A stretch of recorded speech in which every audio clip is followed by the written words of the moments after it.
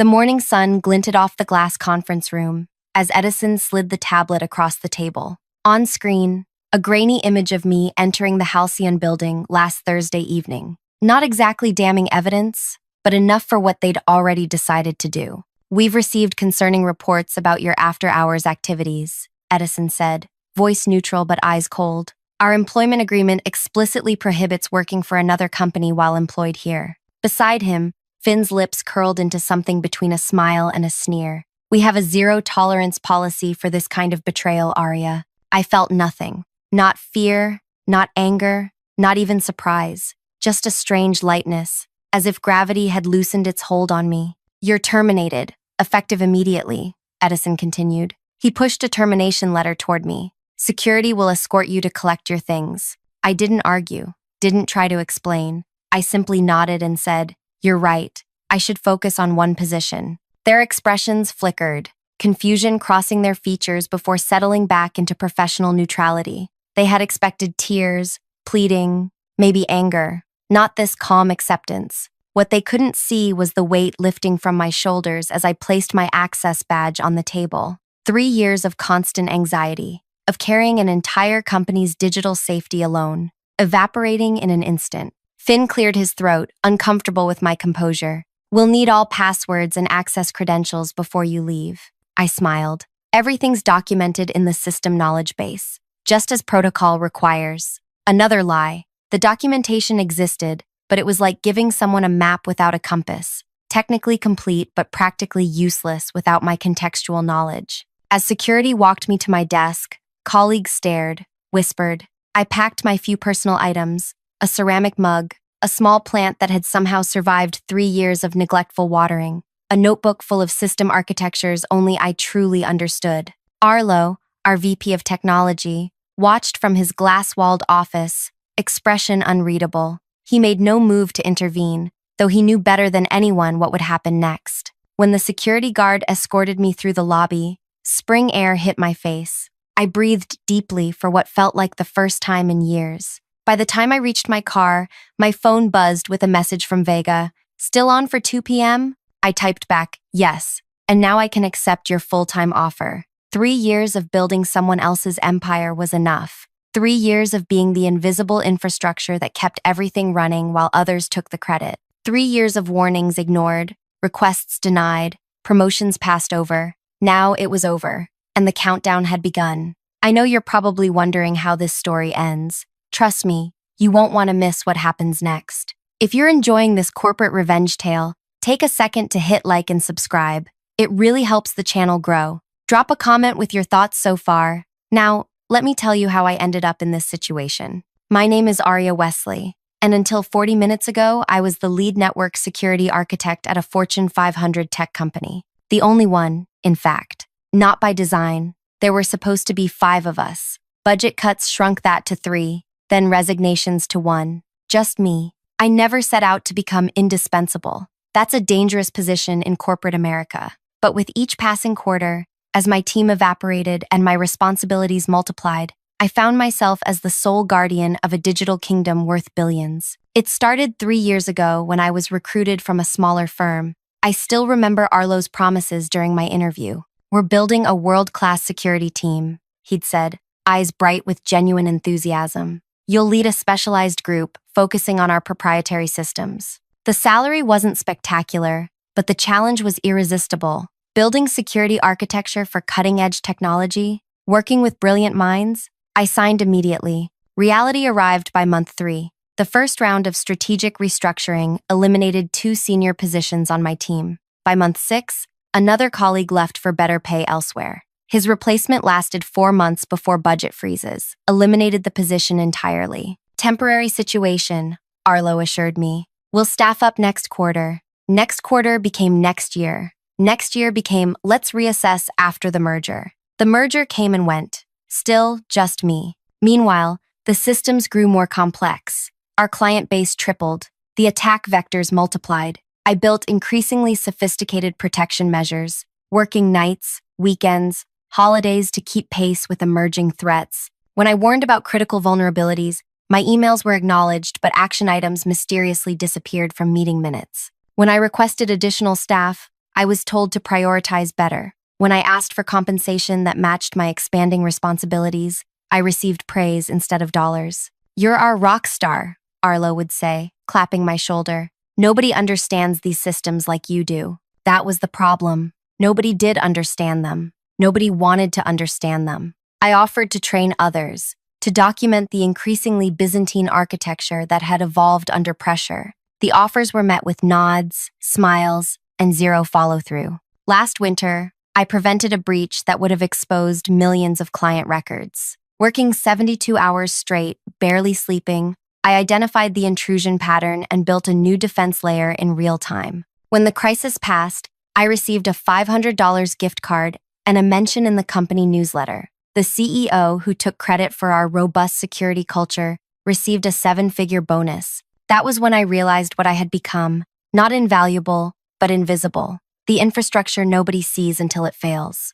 I tried one last time, scheduling a meeting with Arlo and the executive team. "Our current security staffing is unsustainable," I explained, showing charts, data, industry comparisons. "We need at least 3 more specialists to maintain this architecture properly." Arlo nodded sympathetically. "After Q4 results," he promised, "we're just in a temporary holding pattern."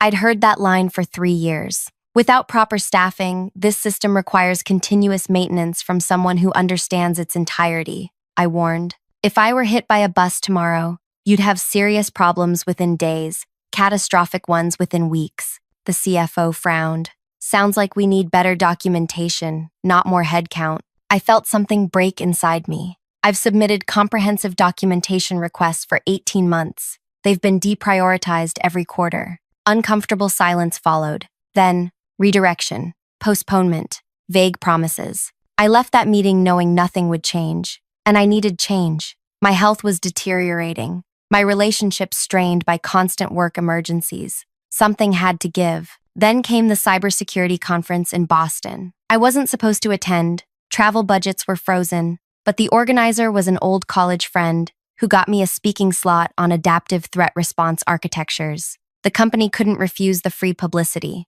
That's where I met Vega, head of security for our largest competitor. She caught me after my presentation, impressed by the theoretical framework I'd outlined. "The implementation must be fascinating," she said, eyes bright with genuine interest. "I'd love to hear more about how you've actualized these concepts." We talked for hours, carefully avoiding specifics about our employers. Just 2 professionals discussing theoretical approaches, architecture philosophies, the first real professional conversation I'd had in years. As the conference ended, Vega handed me her card. "We could use your perspective on our new security framework. Strictly advisory, weekends only, nothing operational, nothing that would create conflicts." The consulting fee she mentioned exceeded my monthly salary, for weekend work, for being valued. I hesitated only briefly before accepting. The work was advisory only, reviewing their proposed systems, not touching their actual infrastructure. Nothing that violated confidentiality.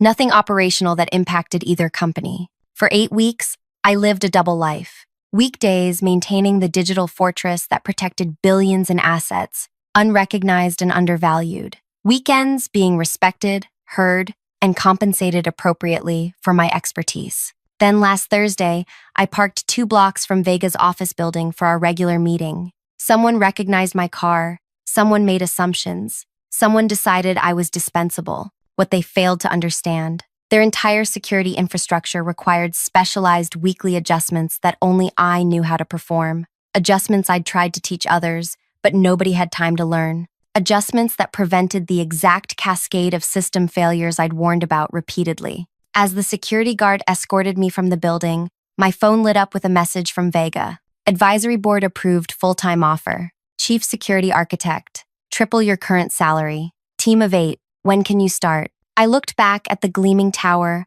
where I'd given 3 years of my life.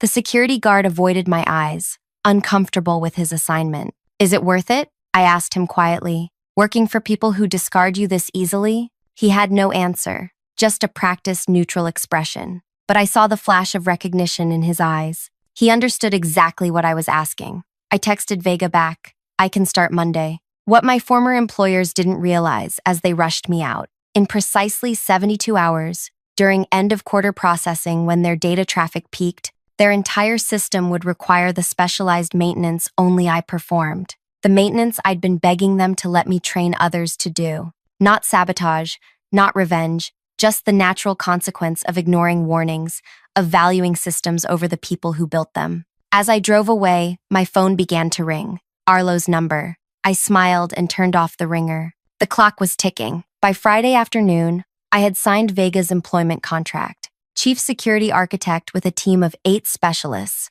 triple my previous salary and equity options. The relief was physical, like putting down a weight I'd carried so long I'd forgotten what normal felt like. I spent the weekend preparing for my new role, sleeping more deeply than I had in years. No emergency alerts waking me at 3 a.m. No expectations of immediate response, just silence and rest. Monday morning, I arrived at Halcyon headquarters dressed in a new suit. The lobby's soaring ceilings and natural light were designed to impress, but it was the respect that struck me most. "We're thrilled you're joining us, Arya," Vega said, giving me a proper orientation tour. "Let me introduce you to your team." Team. The word sounded foreign after years of solitary responsibility. 8 security specialists, each with defined roles that complemented one another. They looked at me with curiosity, not the desperate relief I'd grown accustomed to when appearing to solve the latest crisis. "We've heard incredible things about your adaptive security approach," said Ellis,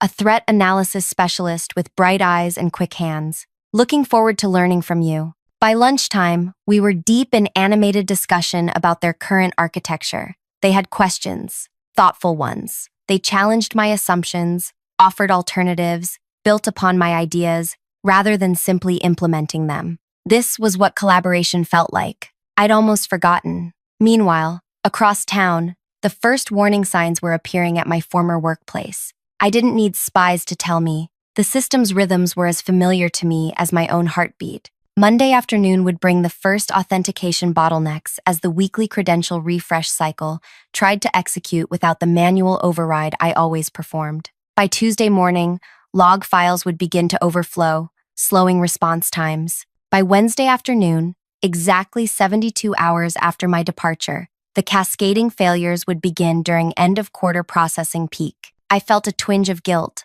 not for what would happen, I had warned them repeatedly, but for the innocent employees who would suffer alongside those who had made the decisions. My phone buzzed at 4:52 p.m. Monday. "Arlo." I let it go to voicemail. "Arya, it's Arlo. Look, there seems to be some issue with the authentication servers. Probably just a configuration thing. Call me when you get this. Thanks." His voice was casual, just a small technical hiccup. I deleted the message. Tuesday morning brought 3 more calls from increasingly senior people. By afternoon, the tone had changed dramatically. "This is Maeve from the executive office. Our systems are experiencing significant slowdowns. The technical team has been unable to resolve the issue. The CEO has authorized me to discuss terms for your return as a consultant to address these urgent matters." I texted back a single line. "I'm focusing on one position now, as suggested." At Halcyon, I was immersed in building something new rather than desperately maintaining something old. My team and I mapped out a security architecture that incorporated the best elements of my theoretical models with their existing infrastructure. Vega checked in regularly but never hovered. "How are you settling in?" "It's strange," I admitted. "Having resources, being heard." She nodded. "We've all worked at places that didn't value expertise. That's why our retention rate is triple the industry average." Late Tuesday night, my personal email chimed. From Arlo, marked urgent. "Critical system failure imminent. Name your consulting rate. Please respond immediately." I closed the laptop without replying. Wednesday dawned bright and clear. At my morning team meeting, we finalized our implementation plan for the new security architecture. The energy was electric. 8 brilliant minds building something together, each contribution acknowledged and valued. My phone began vibrating continuously around 2 p.m. I silenced it during our planning session. When I checked later, I had 17 missed calls and twice as many texts. One from Edison in HR. "Legal has reviewed your termination. We may have acted hastily. Please call urgently." Another from Finn. "Whatever they're paying you, we'll double it. This is critical." From the CEO himself. "National clients losing access to accounts. regulatory implications, board meeting in progress, call immediately. I felt no satisfaction, just a hollow confirmation of everything I had warned them about. They had built a kingdom on my shoulders, then pushed me away without understanding what would collapse. That evening, as I drove home from my new office, a breaking news alert flashed across my dashboard display. Major service outage reported at leading financial technology provider. Thousands of client accounts inaccessible. No company name yet, but I knew. The mainstream exposure would come tomorrow when clients couldn't access their quarterly reports, when regulators started asking questions, when the stock began to plummet. At home, I opened a bottle of wine I'd been saving and sat on my balcony, watching the sunset. My phone lit up again, Arlo's number. This time, I answered. Arya. His voice was ragged with exhaustion. Everything's failing. Sequential authentication breakdowns, cascading into the transaction processing layer. Nobody can stop it. I warned you, I said quietly. For 3 years, I warned you. I know. The admission sounded physically painful. Tell me what to do. Any price. I took a slow sip of wine. It's not about price anymore, Arlo. It's about value. We valued you. No, I interrupted. You valued what I produced. Not enough to listen when I told you it was unsustainable. Not enough to staff properly. Not enough to compensate fairly. Not enough to credit honestly.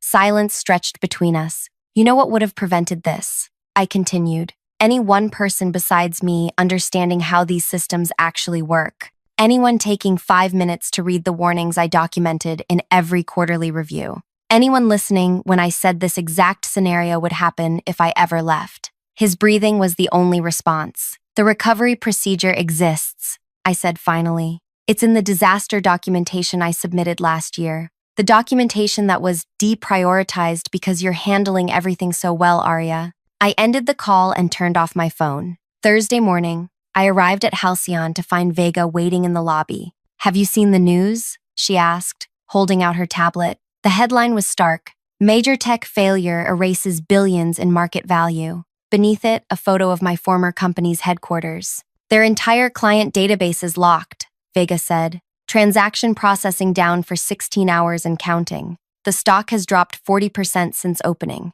I felt strangely empty looking at the numbers. This wasn't satisfaction. This was waste. Of talent, trust, potential, caused by short-sighted decisions made by people who wouldn't suffer the worst consequences. They've been calling our executive office, Vega continued, trying to reach you through us. For emergency support? No. Vega's expression was grim. They're threatening legal action, claiming you sabotaged their systems before leaving. My stomach dropped. I didn't. We know, she interrupted. Our legal team has already reviewed your contract and exit procedures. You're clean, but they're desperate and looking for someone to blame. As we walked to my new office, the weight I'd shed began to return. Not from guilt, I had done nothing wrong, but from the recognition that even now, they refused to accept responsibility. My team was waiting, concerned faces tracking my entrance. Is it true? Ellis asked. About your former employer? I nodded. Did you really build their entire security infrastructure yourself?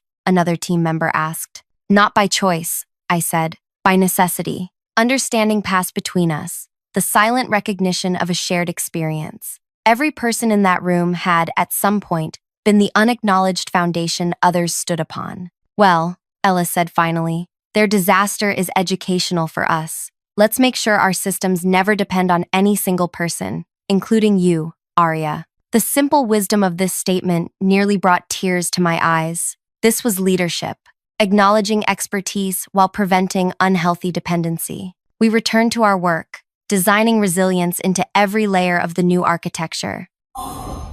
But as morning turned to afternoon, the news grew worse for my former employer. Regulators had launched an investigation. Client defections were accelerating. The stock had dropped another 15%. My phone, which I'd finally turned back on, displayed 57 missed calls. The last one came from an unknown number. The voicemail was from the board chair himself. Miss Wesley, this is Terrence Walsh. The situation has become untenable. The board has removed several executives this morning, including Mr. Edison and Mr. Finn. We recognize the systemic failures that led to your departure. Please call me directly to discuss how we might move forward. I sat with this message for a long time, cursor hovering over the delete button. Part of me wanted to let them continue paying the full price of their decisions. Another part recognized that innocent people, regular employees, clients, were suffering for leadership's failures. At our afternoon meeting, Vega pulled me aside. Their CTO reached out directly. Apparently, the board fired half the executive team this morning. I heard, I said. They're offering an astronomical consulting fee for emergency recovery assistance. 1 day of your time, remotely. No ongoing commitment. I hesitated. What do you think?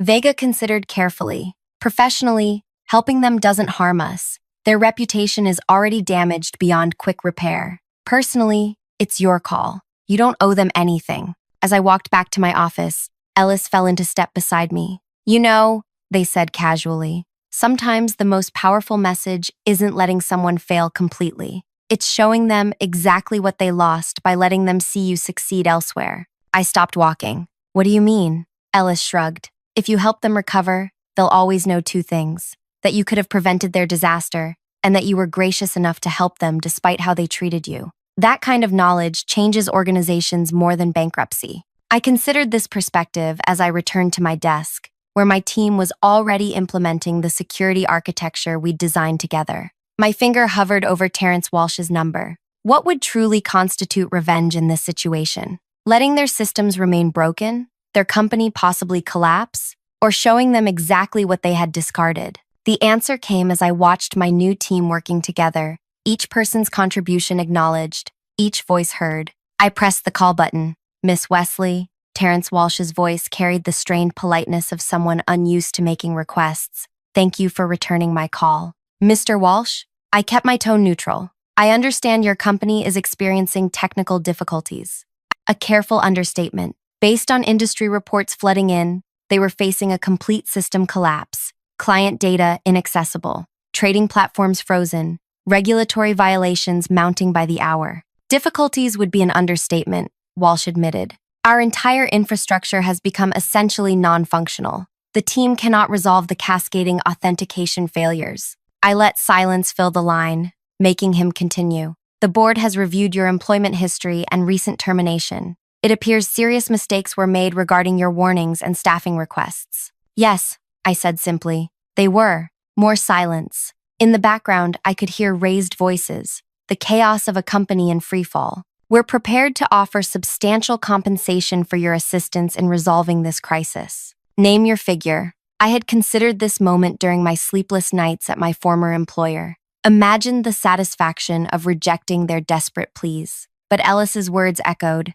Sometimes the most powerful message isn't letting someone fail completely. My consulting rate is $50,000 per hour, I said, naming a figure that would have seemed absurd a week ago. 4-hour minimum engagement, payment in advance to my specified account, and I have conditions beyond compensation. Walsh didn't hesitate. Done. What conditions? First, I work remotely. I don't set foot in your building. Understood. Second, I provide instructions only. Your team implements. I won't directly access your systems. That's challenging, but acceptable. Third, I receive a public letter of apology, acknowledging that I warned about these vulnerabilities repeatedly and was ignored. Walsh paused. The legal implications are less severe than bankruptcy, I finished. Fourth, every member of my former team who was laid off receives 6 months severance and positive references. The board would need to. Fifth, I continued, you create and fully fund the security team structure I originally proposed, with market rate salaries and proper management support. Silence stretched between us. These aren't just demands for my benefit, Mr. Walsh, I explained. Without these structural changes, you'll be right back here in 6 months when the next person burns out or leaves. I heard papers shuffling, muffled voices as he conferred with others. We agree to your terms, he finally said. How soon can you begin? Transfer the payment, send written confirmation of all conditions, and I'll start this afternoon. After ending the call, I sat motionless, letting the reality settle around me. Not revenge as I had imagined it, but something more profound. Accountability, change, recognition. Vega knocked on my open door. How did it go? I explained the agreement. She nodded approvingly. Using their crisis to force structural change. Impressive. It's not just about making them pay. I said. It's about making sure this doesn't happen to the next person. Exactly why we wanted you here, she replied with a smile. This approach to their crisis actually aligns perfectly with our next phase. The board has approved our proposal to launch a security consulting division. I looked up, surprised. We've received 17 inquiries since news of their failure broke, Vega continued. Companies terrified they might have the same vulnerabilities. Who better to lead that division than someone who just proved how essential proper security architecture is? The pieces clicked into place. My experience wasn't just valuable here, it was transformative, not just for me, but potentially for an entire industry that consistently undervalued the invisible infrastructure keeping it alive. I'd like you to present the concept at next week's leadership meeting, she added, with a proposed structure and staffing plan. After Vega left, I opened my laptop to prepare for the emergency consultation. Within minutes, my inbox pinged with the payment confirmation and a signed letter agreeing to all my conditions. I sent detailed recovery instructions to my former company's technical team, step-by-step procedures to resolve the authentication cascade failure. Instructions I had actually documented months ago, but that had been buried in unread reports. As expected, questions flooded back immediately. The team trying to implement my instructions lacked contextual understanding of the systems they were attempting to save. For 4 hours, I guided them through the recovery, explaining not just what to do, but why each step mattered, teaching what should have been taught long ago. Midway through, Arlo joined the video call, eyes hollowed from sleepless nights. Arya, he began. I want to. This isn't the time, I interrupted. Let's focus on recovery. By evening, their systems were stabilizing. Authentication flows restored, transaction processing resuming. Too late to prevent significant damage to their reputation and stock price, but soon enough to avoid complete collapse. As our session ended, I delivered one final message to the assembled team. Every system you're working with has documented maintenance procedures and vulnerabilities I identified. Those documents exist in the folders that were deemed low priority for review. Read them, learn them, because building resilience isn't about technology. It's about people understanding what they're responsible for. I closed the laptop and looked out my office window at the sunset painting the city gold. My phone buzzed with a text from Ellis. Teams heading out for drinks to celebrate the new architecture approval. You coming? For the first time in years, I had no alerts to monitor, no systems that would implode without my constant attention. I had colleagues, not dependents, boundaries, not endless obligation. On my way, I replied. 1 month later, I stood in Halcyon's largest conference room, presenting our new security consulting division to the executive team. Behind me, slides displayed the market opportunity created by my former employer's very public failure and our unique positioning to address it. Every company believes their technical systems are secure until proven otherwise, I explained. Our approach isn't just providing better technology, it's changing how organizations value and structure their security operations. The approval was unanimous. Within days, we began hiring, expanding my team to 20 specialists with diverse expertise. Our first clients were already lined up, companies terrified of suffering the same fate as my former employer. That afternoon, I received an unexpected email with the subject line, "Thank you," from Terrence Walsh. Miss Wesley, I wanted to personally update you on the changes implemented since your consultation. We've hired the full security team structure you recommended, including a chief security officer reporting directly to the board. Your public letter of acknowledgement ran in today's business section. Most importantly, we've instituted a complete review of all deprioritized documentation from technical staff across the organization, already uncovering critical insights that had been ignored. The cost of these lessons has been steep. Our market value remains 30% below pre-incident levels, and client trust will take years to rebuild. But the cultural change within the organization has been profound. Your impact extends far beyond the technical recovery you guided. If you're ever interested in returning, my door remains open. I closed the email without replying. There was nothing to say. My answer was already visible in industry announcements about Halcyon's new consulting division and my role leading it. 3 months after my termination, I took the stage at the same cybersecurity conference where I'd met Vega. This time, I wasn't speaking as a lone architect, but as the division head of a growing team, presenting our framework for organizational security resilience. In the audience sat former colleagues, including Arlo and the new CSO they'd finally hired. Their expressions as I detailed our client growth, including 5 companies who had transferred their business from my former employer to Halcyon, told me everything. They understood, finally, that what they had lost wasn't just my technical knowledge. They had lost the future I was now building elsewhere. After my presentation, attendees swarmed with questions and business cards. Among them was the new CSO, who waited until others had dispersed. "Your replacement system is impressive," I acknowledged, noting the positive industry reviews their rebuilt security architecture had received. "Built on your foundation," she admitted. "Your documentation was extraordinary once anyone actually read it. You saved them even while leaving." I smiled. "Some lessons can only be learned through consequences." As I gathered my materials, she added, "You know they track your success obsessively now. Every announcement, every client acquisition, measuring what could have been theirs. And there it was, the true revenge. Not their failure, but my success. Not their loss, but my gain. Every achievement at Halcyon was a reminder of what they had discarded. Every innovation my team produced reflected what they could have had if they had listened, valued, supported. The most devastating consequence wasn't the system failure or financial loss. It was watching me build elsewhere what they had prevented me from building with them. 6 months to the day after my termination, Halcyon announced our security consulting division had become the fastest-growing segment of the company, with a client list that included 3 Fortune 100 corporations. The press release featured my name prominently, alongside quotes from clients about our revolutionary approach to organizational security architecture. That evening, Ellis organized a team celebration. 20 brilliant specialists, none overworked, none undervalued, each contributing their unique expertise to something larger than themselves. As we raised glasses, Ellis offered a toast to Arya, who showed us all that the best expertise isn't about knowing everything yourself. It's about building teams where everyone's knowledge is heard. Looking around at these faces, engaged, respected,